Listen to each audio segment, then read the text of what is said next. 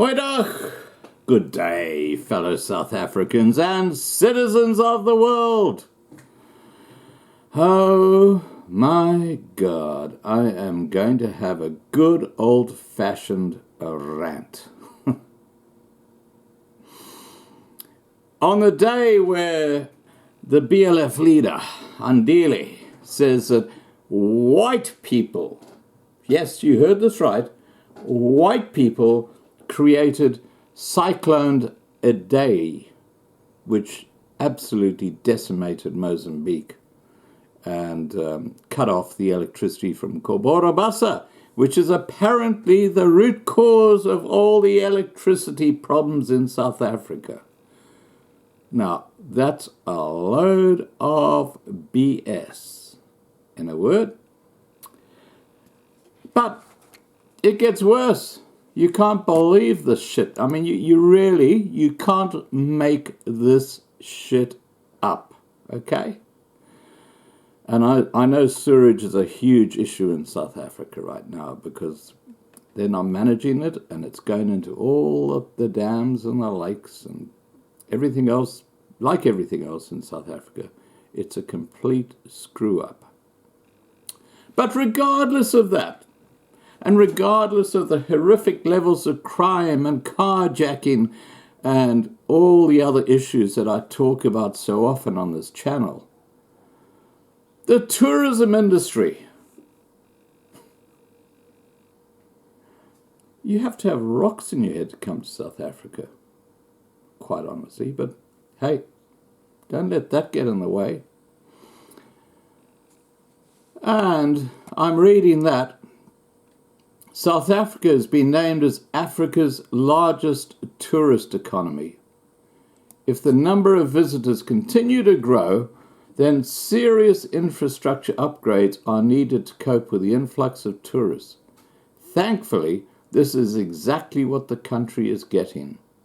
One of the most substantial changes will be the 7 billion rand upgrade on Cape Town Airport. Expected to be complete before 2025, a new runway will be able to cope with larger aircraft and more easily manage the growth of tourist numbers.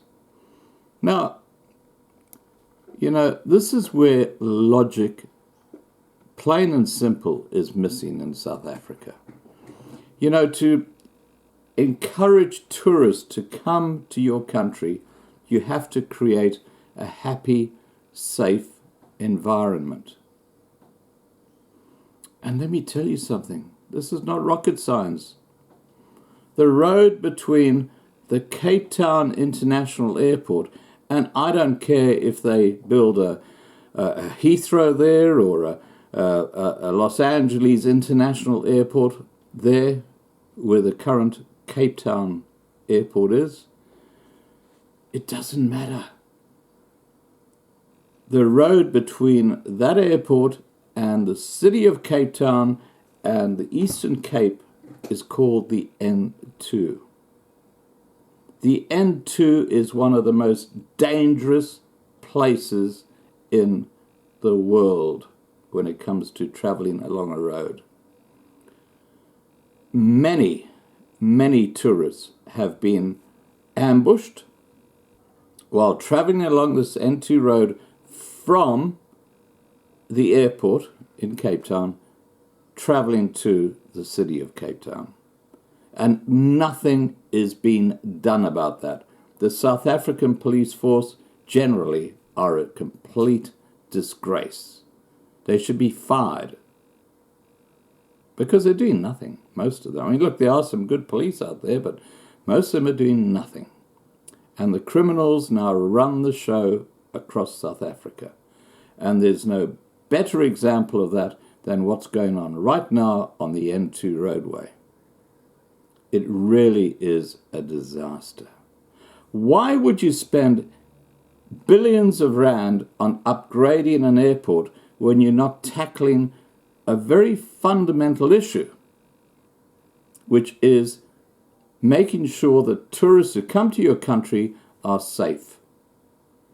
Those billions of rand would be far better spent upgrading the N2 and securing it so that these gangs cannot put rocks out on the road, burning tires, hijack cars, ambush people. You know, this is where the logic is missing in South Africa. It ain't rocket science, guys. You sort out the issues before you actually go and appeal to a particular market. And in the video that's attached, you will see the new person in charge of tourism in South Africa. And she's a black lady. Yeah, Lee Zama. Lee Zama's her name. And she completely avoids the subject of crime in South Africa when she is asked by the interviewer about what are the major issues South Africa is facing. And she says, the economy is down. But that's good because the rand is on our side. She says, travel is a casualty of the economy being down. And she says, e-visas. Where the hell are the e-visas that Ramaphosa promised us? Well, good luck with that. We know what a liar Ramaphosa is. But the huge issue here, guys, is that they are spending billions of rand in upgrading an airport when getting from that airport to any tourist destination in the Eastern Cape requires you travel down the N2 road, which is one of the most dangerous roads in the world, not just South Africa, in the world. And it's dangerous because of black gangs who basically have made it their home. And the police are doing nothing about it. Now, what self-thinking tourist is going to take that risk of bringing his family into an environment where not soon after they've landed in Cape Town and they're traveling on the road to the city, they get attacked and hijacked and robbed blind. And this isn't some bloody conspiracy theory. It's happening all the time. There are reports all the time about this. You know, you fix the bloody fundamental problems before you go and spend money on an airport. And the fundamental problems in Cape Town is the level of crime, the gangs, and the issues related to that. But again, the logic factor is missing. And that factor is the reason why the country is in such a completely disastrous situation with issues like Eskom and load shedding, because they can't think outside the box. They can't think that, hey, you maintain or you support or you create an environment that is safe for tourists. No, the tourists are going to come in. They're going to be mugged. They're going to have their cars stolen. They're going to have their cameras stolen. They're going to be walking along a track somewhere, and God knows what the thugs will do to them. You know, this is crazy shit. Why would anyone put themselves in that situation? And that's why the government are so effed up. They can't think logically. It's called putting the cart before the horse. Anyway, look, I've ranted on enough about this. I'm going to attach the video where the new head of tourism in South Africa, this black lady, explains why tourism is facing issues. And as you will see, the level of crime doesn't get a mention. Quite incredible. Please remember to subscribe to be kept informed, and have a great tourism industry could boost employment and economic growth. But with the looming threats of ongoing load shedding and an outdated visa system Is enough being done by a government to attract visitors? Well, to discuss this, I'm joined by the newly appointed CEO of the Federated Hospitality Association of Southern Africa, Lee Zama. Good evening and congratulations. Good evening. Thank you, Vuya. Well, first of all, before I get to what I said we're going to talk about, I mean, your organization, I'm always fascinated by how you bring together these big international convention centers, the big hotel chains, and then little, B&Bs and the small guy who is involved in tourism. Are you really able to service everybody, and give them what they deserve? Yeah, it's true. The organization, you can say it's almost a broad church in that regard, but quite sector specific. And what we do, we have programs that look after the small guys and the big partners in the industry. For example, the smaller partners will probably be looking more for assistance in costing, training and costing. We're coming up now with an envelope program that is going to be assisting the industry to be more sustainable in what we do. The big beneficiaries of that will be the smaller players that do not have the massive resources to do some of these things. So the training and the workshops that we're coming up will assist them.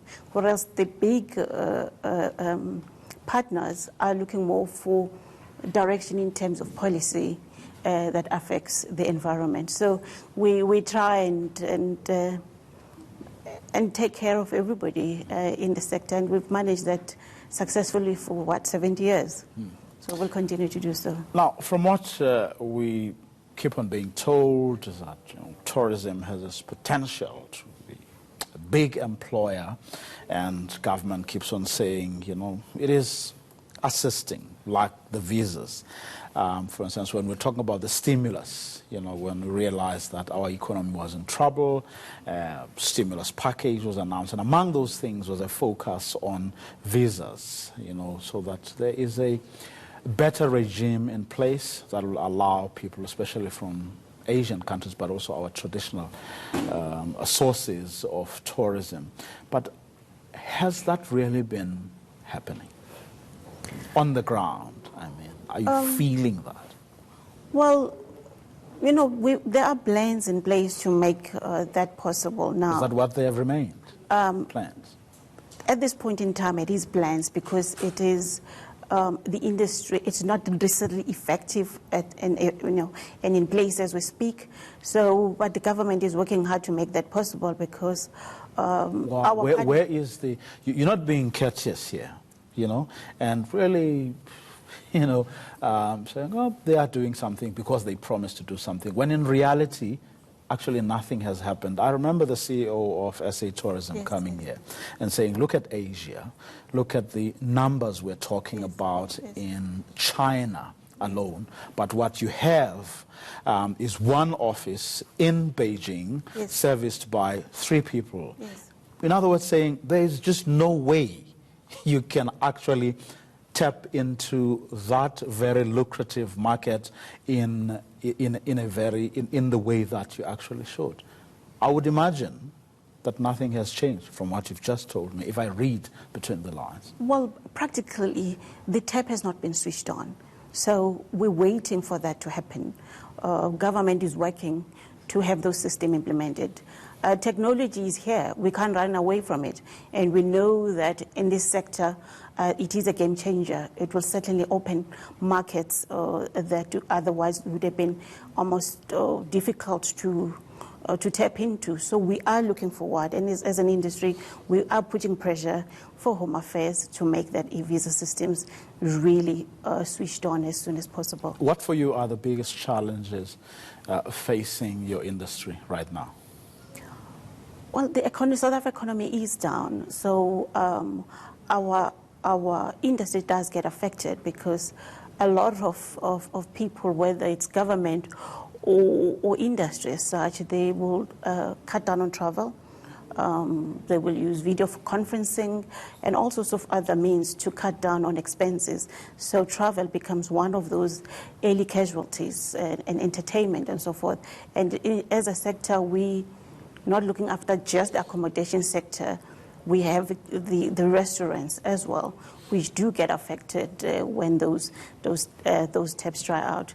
And obviously, the big challenge is having access from the e-visa segment. If that is sorted, when our economy is down, it helps to have the international tourists come in and balance us out, because we need both sectors to be vibrant. Domestic tourism is a very big part of that. So as our economy is at this point where it is right now, international tourism would have been a very good support to keep our market going.